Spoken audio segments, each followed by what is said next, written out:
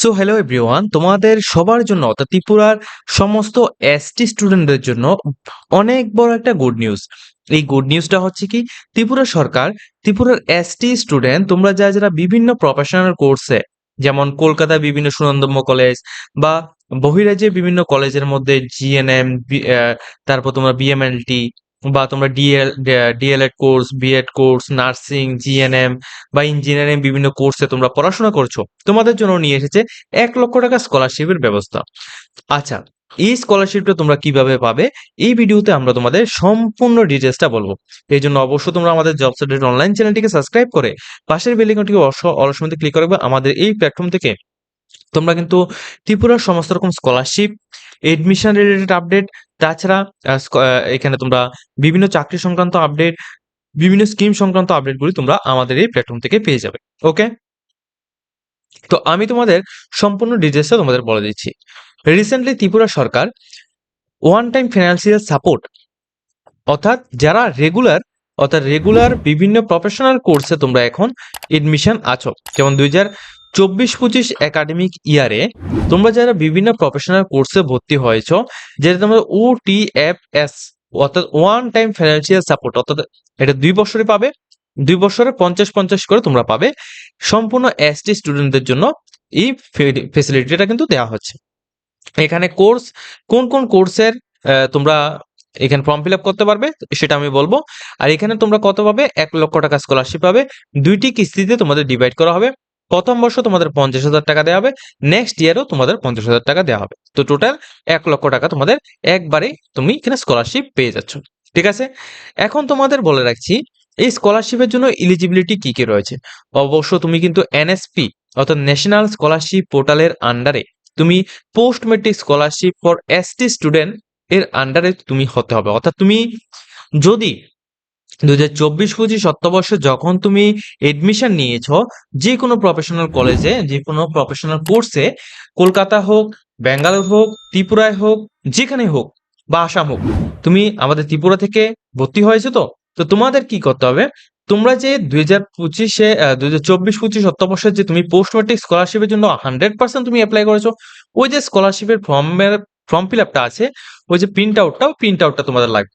Print আউটটা তুমি কোথায় পাবে, ওটা তুমি ন্যাশনাল স্কলারশিপ পোর্টাল অর্থাৎ এনএসপি পোর্টাল থেকে তুমি সেখান থেকে ডাউনলোড করে নিতে পারবে। ঠিক আছে, ফার্স্ট স্টেপে এটা লাগবে। সেকেন্ড, ফার্স্ট ইয়ারের একাডেমিক ইয়ারে তোমাদের লাইব্রেরি এন্ট্রি কোর্স অথবা সেমিস্টার, এখানে স্টুডেন্ট এডমিশনের যে কোনো একটা কিছু ডকুমেন্টস বা এডমিট কার্ড বা যে কোনো একটা কিছু তোমাদের এখানে লাগবে।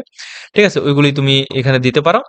ঠিক আছে, এরপর তোমাদের সেকেন্ড ইয়ারের ডিউরেশন হচ্ছে তোমাদের 2024-25 অর্থবর্ষে এলিজিবিলিটি, এবং এখানে মিনিমাম পাস আউট তোমাদের মাধ্যমিকে 45% মার্ক এর উপরে থাকতে হবে সমস্ত স্টুডেন্টদের।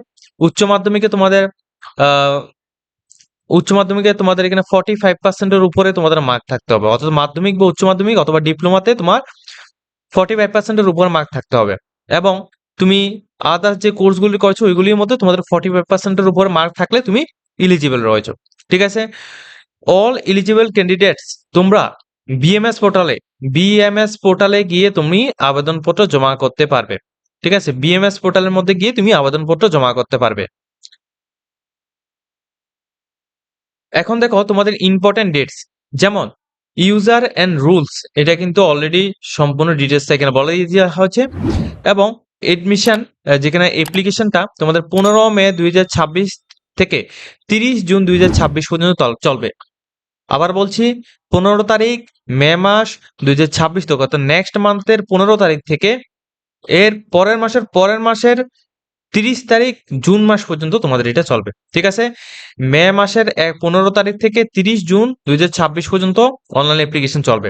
যারা অনলাইন অ্যাপ্লিকেশন করবে, তো ডকুমেন্টস ভেরিফিকেশনটা তোমাদের হবে 15 তারিখ মে থেকে 31 মে 2026, অর্থাৎ যখন তুমি অ্যাপ্লাই করছো ওই সময়ই কিন্তু তোমাদের ডকুমেন্টস ভেরিফিকেশনটা হয়ে যাবে। সেম ভাবে তোমাদের অ্যাপ্রুভাল, অর্থাৎ তুমি এইটার জন্য তুমি, অর্থাৎ এই যে স্কলারশিপটার জন্য তুমি ইলিজিবল কিনা, সবাই কিন্তু এলিজিবল হবে এমনটা না। যাদের মার্কস তো কম থাকবে, যাদের ভ্যালিড ডকুমেন্টস থাকবে না, তারা কিন্তু এলিজিবল না। যারা এলিজিবল তাদের এখানে অ্যাপ্রুভাল করা হবে। সেটা অ্যাপ্রুভাল করা হবে 15 মে 2026 থেকে 30 সেপ্টেম্বর 2026 এই ডেট থেকে এই ডেট পর্যন্ত তোমাদের এখানে তোমাদের সম্পূর্ণ অ্যাপ্রুভাল করা হবে সম্পূর্ণ ডিটেলস গুলিকে দেখে।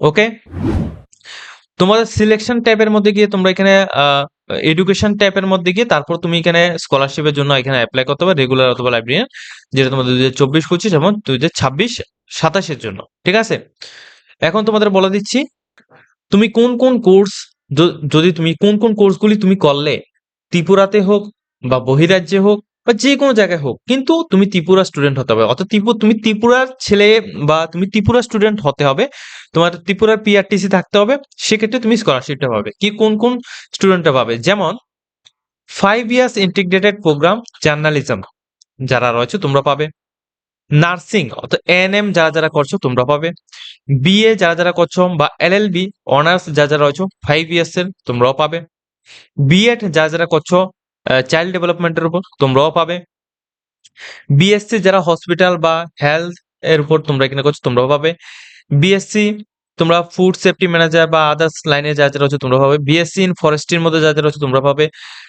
এই সমস্ত কোর্স অর্থাৎ বিএসসির মধ্যে বিভিন্ন প্রফেশনাল কোর্স আছে, ওইগুলি সবাই কিন্তু পাবে, বিএসসি এগ্রিকালচার হোক বা আদার্স কোর্সগুলি তোমরা পাবে। BSWLLB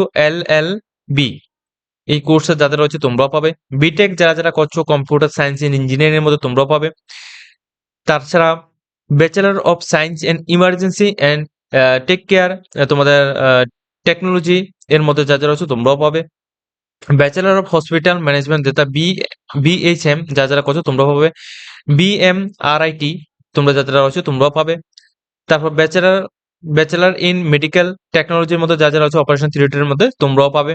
ঠিক আছে, সম্পূর্ণ লিস্টটা আমি তোমাদের ধরে ধরে তোমাদেরকে বুঝিয়ে দিচ্ছি কারা কারা এখানে পাবে স্কলারশিপ। তাছাড়া ব্যাচেলর অফ আর্টস এলএলবি যারা ইন্টিগ্রেটেড কোর্স তোমরা পাবে, bachelor of arts and bachelor of law যারা যারা করছো তোমরা পাবে, ব্যাচেলর অফ আর্টস অনার্স অথবা এন্ড তোমাদের লাইব্রেরিয়ান এন্ড ইনফরমেশন সায়েন্সের মধ্যে যদি তুমি হও সেক্ষেত্রেও তুমি পাবে। এরপর ব্যাচেলর অফ আর্টস জার্নালিজম বা মাস কমিউনিকেশন সেক্ষেত্রেও তুমি পাবে, ব্যাচেলর অফ আর্টস ট্রাভেলিং অথবা ট্যুরিজমের ক্ষেত্রে সেক্ষেত্রেও তুমি পাবে, বিএড যদি তুমি এখানে করে থাকো সেক্ষেত্রেও তুমি এখানে পাবে। এটা ভালোভাবে বুঝবে, অনেক ক্যান্ডিডেট এমন আছে যারা যারা বিএড করছো প্লাস বিএ কমপ্লিট করবে, তোমরা কিন্তু পাবে। ঠিক আছে, এটা অবশ্যই মাথায় রাখবে। যারা ব্যাচেলর অফ আর্টস বিজনেসের উপর তুমি এখানে বিজনেস তোমার এডমিনের উপর তোমরা এখানে পড়াশোনা করছো তোমরা পাবে।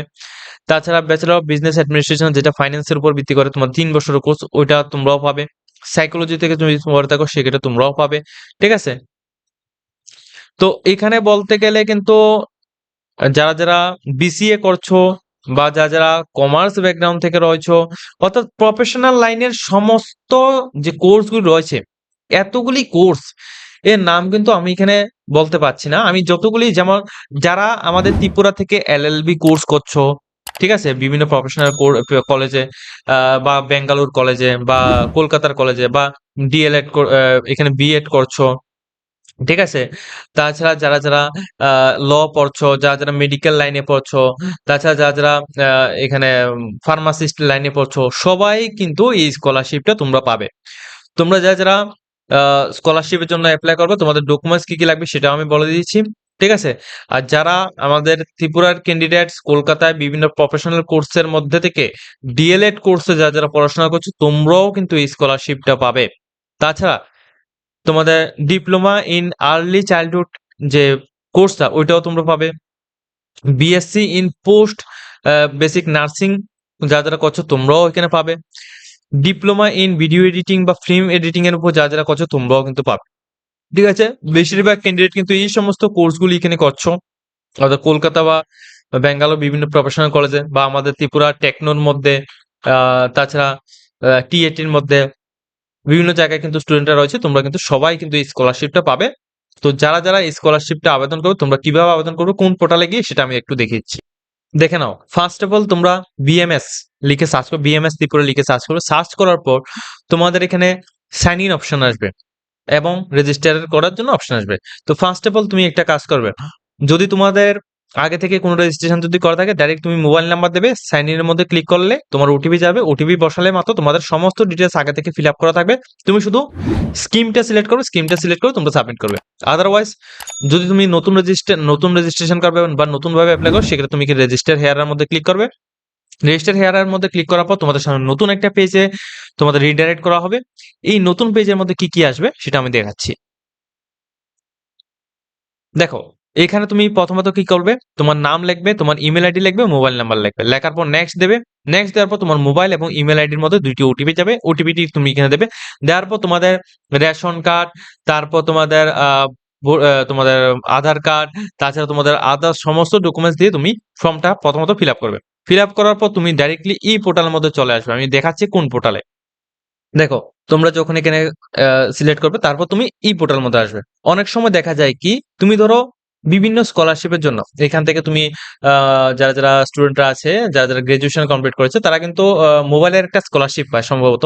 ওই স্কলারশিপের জন্য কিন্তু অ্যাপ্লাই করে থাকে। তাদের ক্ষেত্রে ড্যাশবোর্ডের মধ্যেই ডাইরেক্টলি এখানে চলে আসে। ড্যাশবোর্ডের মধ্যে এখানে ওই স্কলারশিপের মধ্যে যে অ্যাপ্লাই করেছিল ওই ডিটেলসটা এখানে দেখানো হয়। তো ওই ক্ষেত্রে তুমি কি করবে, ওই ক্ষেত্রে তুমি ডাইরেক্টলি এখানে অ্যাপ্লাই অনলাইন যেটা রয়েছে ওইখানে তুমি ক্লিক করবে। অ্যাপ্লাই অনলাইনের মধ্যে ক্লিক করার পর এই পেজটা আসবে। এই পেজের মধ্যে দেখো কত নাম্বার, এই দেখো এখানে কিন্তু তোমাদের দেওয়া আছে one time financial support ST student 2024-25, যেটা তোমাদের রেগুলার। আর লেটেস্ট এন্ট্রি যেটা 2024-25, যেটা এখনই তোমাদের দেওয়া হয়েছে এটা। ঠিক আছে, এখানে তোমরা ভিউ এসপিও অর্থাৎ ভিউ তোমাদের কি লাগবে এগুলি তোমরা এখান থেকে দেখে তারপর তুমি এনরোলের মধ্যে তুমি ক্লিক করবে। এনরোলের মধ্যে ক্লিক করে তুমি তোমাদের সম্পূর্ণ ডিটেলস গুলিকে ফিল আপ করে তারপর এখান থেকে তোমরা তোমাদের ফর্মটাকে সাবমিট করতে পারবে। ওকে, আমি তোমাদের ডিটেলসটা পুরোটা বুঝিয়ে দিচ্ছি। যদি তোমাদের কোনো কিছু কনফিউশন থাকে অবশ্যই সবাই কিন্তু কমেন্ট করে জানাবে।